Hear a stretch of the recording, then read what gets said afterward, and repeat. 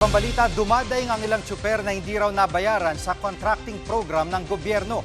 Live mula sa TV5 Media Center, nangungun sa balita si News 5 Transportation Correspondent Gerard de la Peña. Gerard, anong hinaing ng mga kapatid nating tsuper?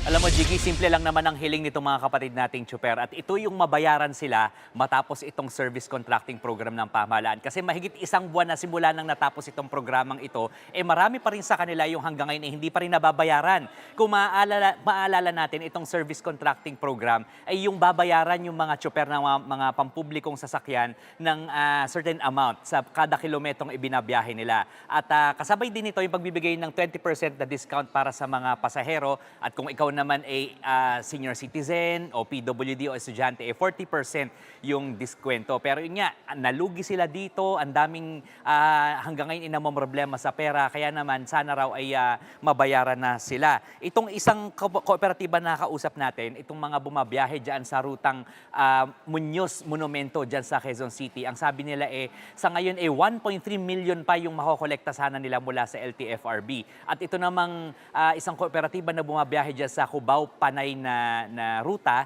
sabi nila daang libo rin yung utang sa kanila ng LTFRB. Pakinggan natin yung kanilang mga pahayag. Every week, 2 times kami pumupunta. Minsan may time pa nga everyday na kami pumupunta. Kumbaga sa Kwan,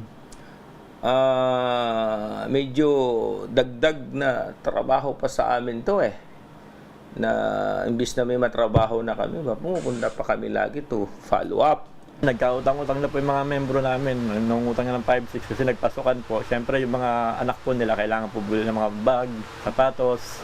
Kaya nangutang po sila sa labas. At Gerard, kaya ba itong solusyonan pa ng LTFRB? Alam mo, Jiggy, kanina tinanong natin yung LTFRB kung ano yung magiging solusyon nila dito, pero sabi nila ititingnan muna nila. Pero alam mo, dati naitanong natin sa kanila ito. Ang problema raw kasi dito, medyo komplikado ito, case by case basis kasi iba't iba yung mga detalye sa bawat rutang bumabiyahe. So ito, titingnan daw muna nila kung anong pwede nilang gawin. Jiggy. At kumusta naman ang presyuhan, itong paboritong tanong, presyuhan ng langis sa susunod na linggo, Gerard?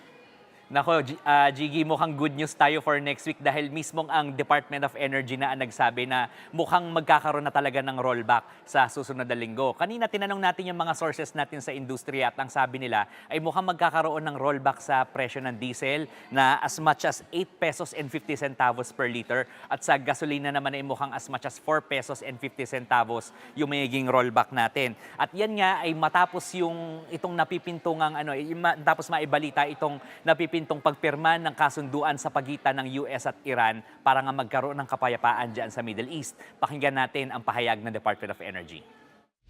Definitely next week mararamdaman na ho kaagad ang ating movement at tama ho kayo ang mataas ho ang tsansa ngayon na ang direksyon ng movement ng price ay pababa. Yun nga lang, Jiggy, yung mga kapatid nating mga tsuper, syempre ang hiling nila sana raw magbalik sa dati yung presyo ng diesel at saka ng gasolina. Kung maaalala natin, bago itong gera nasa 55 pesos per liter ang presyo ng diesel. Pero sabi ng Department of Energy, mukhang abutin yata tayo ng 6 to 12 months. So 6 na buwan hanggang 1 taon bago magbalik sa normal yung supply at yung presyohan dyan sa world market.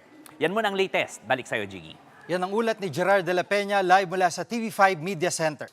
Mga kapatid, Jig Manikad po, pagdating sa mahalagang balita sa loob at labas ng bansa, dapat una sa lahat, mag-follow at mag-subscribe na sa social media pages ng News 5.